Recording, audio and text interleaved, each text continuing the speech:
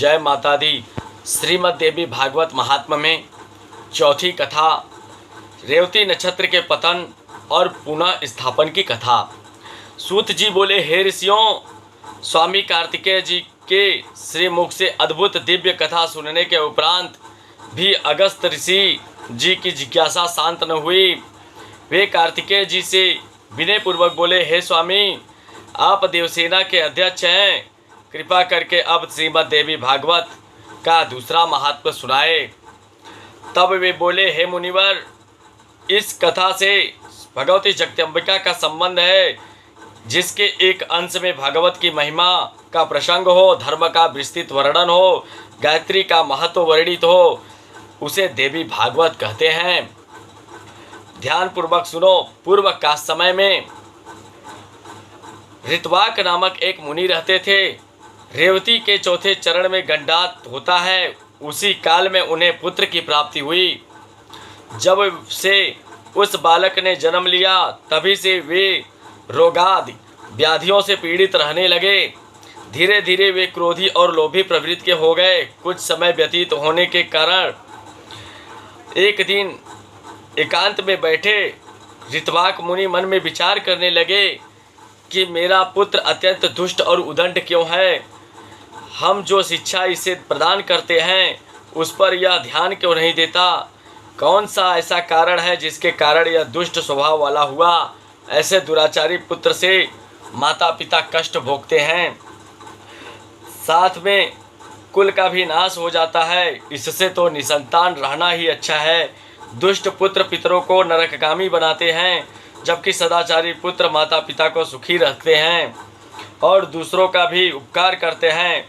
पुत्र के कुमार्ग पर चलने से दुखी होकर ऋत्वाक मुनि श्री गर्ग मुनि जी के पास गए और बोले, हे आचार्य, आप ज्योतिष शास्त्र के ज्ञाता हैं। मेरा पुत्र दुराचारी है, वह दुराचारी क्यों हुआ, उसके दुराचारी होने का क्या कारण है, विस्तार पूर्वक बताने की कृपा करें। मैंने गुरुकुल में रहकर ब्रह्मचर्य का पालन करते हुए विद्या अर्जित की। उसके पश्चात वेदोक्त रीत से विवाह किया। मेरी स्त्री भी पति परायण है। मेरी दुराचारी पुत्र की उत्पत्ति कैसे हुई। तब गर्ग ऋषि ने कहा, हे ऋषिवर, यह सत्य है कि तुम्हारा पुत्र दुराचारी हुआ, किंतु उसके दुराचारी होने के में ना तुम कारण हो और ना तुम्हारी पत्नी, तुम्हारे कुल का भी कोई दोष नहीं है। तुम्हारे पुत्र के दुष्चरित्र होने का कारण है वह नक्षत्र, जिस नक्षत्र में उसका जन्म हुआ है, क्योंकि उस घड़ी रेवती नक्षत्र का गंडात चल रहा था। वह निंदित बेला ही तुम्हारे पुत्र पर बीत रही है, जिससे वह सदा अनैतिक कार्यों में संलग्न रहता है। तुम्हें दुखी करना इसका स्वभाव बन गया है। ज्योतिषाचार्य गर्ग के वचनों को सुनकर ज्ञानी ऋत्वाक मुनि को रेवती नक्षत्र पर अत्यंत क्रोध हुआ। क्रोध के वशीभूत होकर उन्होंने तत्क्षण रेवती को श्राप दे दिया कि वह आकाश से गिर जाए। मुनि के शाप से नक्षत्र मंडल से रेवती टूटकर कुमुदगिरी पर आ गिरी, जिस कारण उस पर्वत का नाम रेवतक हुआ। तत्पश्चात गर्ग ऋषि के वचनों को सिरोधार्य करके ऋत्वाक मुनि भगवती की आराधना में लीन हो गए और भगवती की कृपा से सुख एवं समृद्धि प्राप्त की। स्कंद जी ने कहा, रेवती नक्षत्र के तेजपुंज से पर्वत पर एक कन्या उत्पन्न हुई, जो साक्षात लक्ष्मी जी के समान दिव्य सुंदरी हुई। उस कन्या पर प्रमुच ऋषि की दृष्टि पड़ी। उसे देखकर वे अत्यंत प्रसन्न हुए तथा उसका नाम रेवती रख दिया। तत्पश्चात वे उस कन्या को अपने आश्रम ले आए और अपने पुत्री के समान उसका पालन पोषण करने लगे। तदंतर जब वह कन्या इससे युति हुई, तब मुनि प्रमुच जी अपने मन में विचार करने लगे कि इसके योग्य वर कौन होगा। बहुत ढूंढने के पश्चात भी उन्हें रेवती के सुयोग्य वर न मिला। अंततः वे अग्निशाला में गए, अग्निदेव की उपासना करने लगे। उनकी उपासना से प्रसन्न होकर अग्निदेव साक्षात प्रकट हुए और बोले, हे ऋषिराज, तुम्हें इस कन्या हेतु वर ढूंढने की आवश्यकता नहीं है। इसके योग्य वर की रचना विधाता कर चुके हैं। हे मुनिवर, धर्मपरायण शूरवीर मृदुभाषी राजा दुर्दम इसे पत्नी रूप में ग्रहण करेंगे। अग्निदेव के वचनों को सुनकर प्रमुख ऋषि के हर्ष की सीमा न रही। संयोगवश शिकार खेलने के उद्देश्य से राजा दुर्दम उस स्थान पर आए जहां ऋषि का आश्रम था, किंतु उस समय ऋषि प्रमुख जी अग्निशाला में गए थे, जिससे राजा उनका दर्शन का लाभ न कर सके, जिस कारण उन्होंने उपस्थित वहां युवती रेवती को संबोधित करते हुए बोले, हे प्रिय मतिमान ऋषिराज, इस घड़ी कहाँ है? मैं उनके दर्शन करना चाहता हूँ। राजा के वचन सुनकर रेवती मधुर वाणी में बोली, इस समय वे अग्निशाला में गए हैं। कन्या के वचन सुनकर राजा दुर्दम अग्निशाला में गए और मुनिवर को श्रद्धापूर्वक प्रणाम किया। उन्हें देखकर प्रमुख ऋषि प्रसन्नता से खिल गए।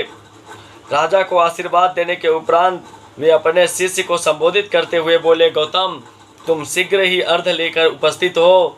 ये राजा अर्घ के अधिकारी हैं, क्योंकि राजा होने के साथ साथ ये हमारे जमाता भी हैं। राजा दुर्दम ऋषि के कथन को अर्थपूर्ण रूप से न समझ सके। अर्ध आदि के पश्चात ऋषि ने राजा दुर्दम को आसन पर बिठाया और कुशल क्षेम पूछते हुए कहने लगे, हे राजन, सर्वत्र कुशल तो है, अपनी पत्नी को छोड़कर संपूर्ण राज्य की कुशलता का समाचार बतलाएं। उनके इन अर्थपूर्ण वचनों को सुनकर राजा दुर्दम आश्चर्य व्यक्त करते हुए बोले, हे मुनिवर, पत्नी की कुशलता छोड़कर बाकी सब समाचार पूछ रहे हो, इसका क्या अर्थ हुआ? तब प्रमुख ऋषि बोले, हे राजन, तुम्हारी पत्नी की कुशलता इसलिए नहीं पूछ रहा हूँ क्योंकि वह इस समय मेरे आश्रम पर निवास कर रही है, सो उसके विषय में क्या पूछना। यह सुनकर राजा को महान आश्चर्य हुआ और वे नतमस्तक होकर बोले, हे ऋषिराज, मेरी कौन सी स्त्री आपके पास आपके आश्रम पर निवास कर रही है?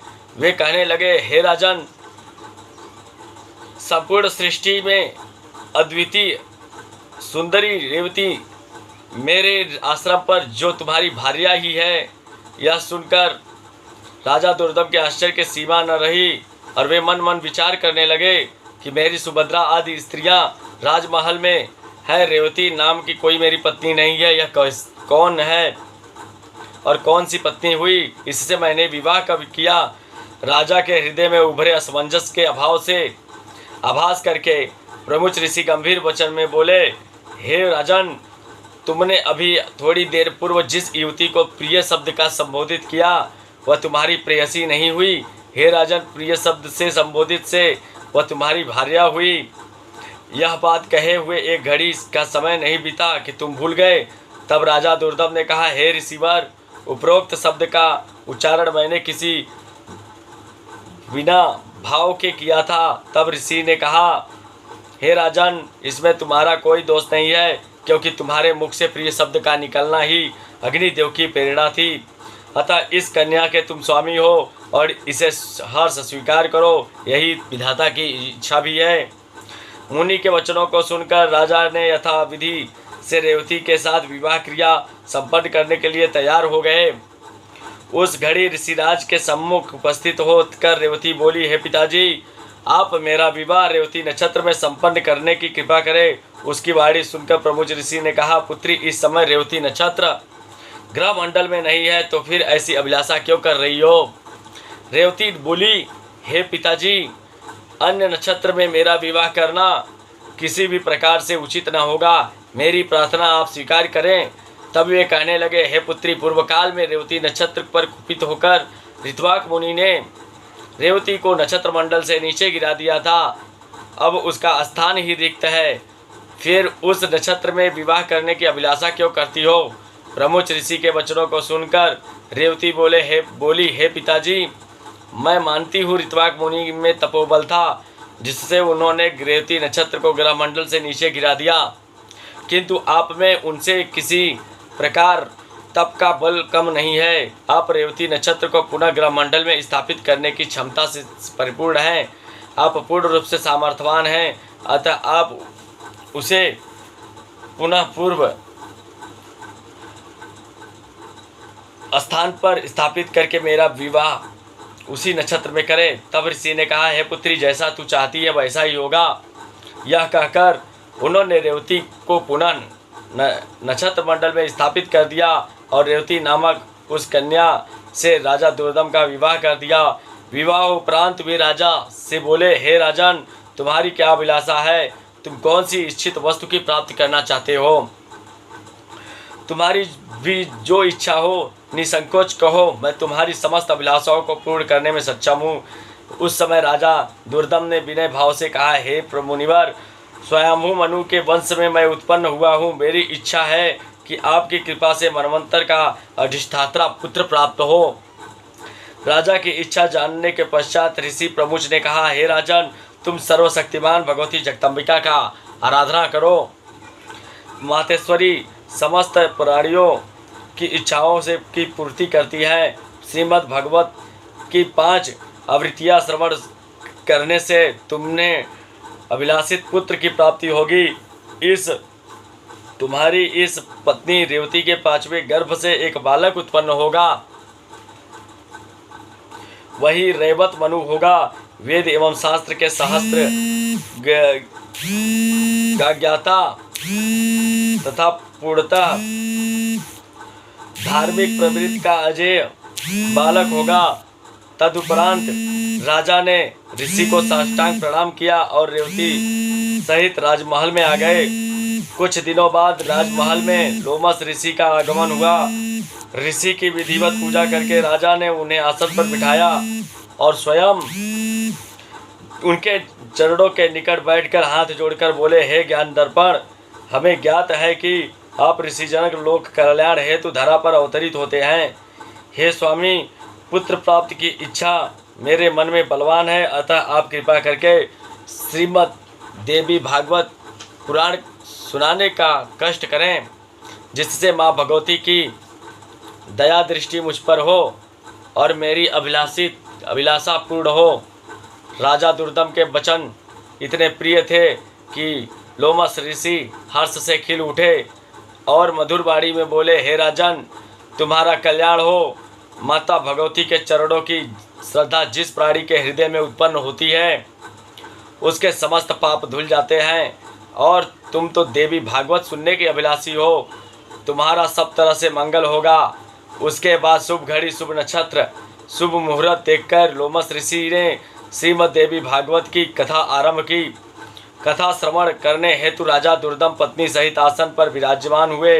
उन्होंने श्रद्धापूर्वक बैठकर कथा की 5 आवृत्तियों का श्रवण किया।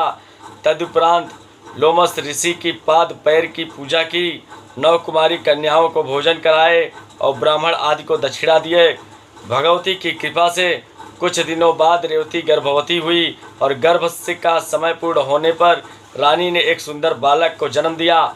जिस घड़ी बालक का जन्म हुआ उस समय बहुत ही उत्तम मुहूर्त था। पुत्र जन्म का समाचार पाकर राजा के हर्ष की सीमा न रही। उन्होंने याचकों, ब्राह्मणों, दीन दुखियों को बहुत अधिक दान दिया। फिर ज्ञानी पंडितों को बुलाकर बालक के जात कर्म आदि क्रिया कराए। वही बालक रेवत नामक से विख्यात हुआ, जो कि अत्यंत पराक्रमी एवं वीर था। कुछ समय बाद स्वयं ब्रह्मा जी ने उसे मनुपद प्राप्त किया। रेवत मनु के नाम से रेवत मनवंतर हुआ। इस तरह माता भगवती की कृपा से राजा दुर्दम की सारी अभिलाषाएं पूर्ण हुई।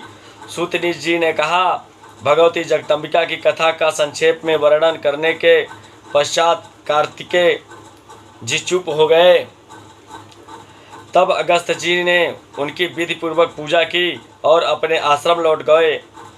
देवी भागवत की महात्मा का वर्णन जो प्राणी श्रद्धा पूर्वक भक्ति पूर्वक सुनता और पढ़ता है, उसकी समस्त मनोकामनाएं पूर्ण होती है और संसार के समस्त सांसारिक सुख भोग कर अंत में सद्गति को प्राप्त किया।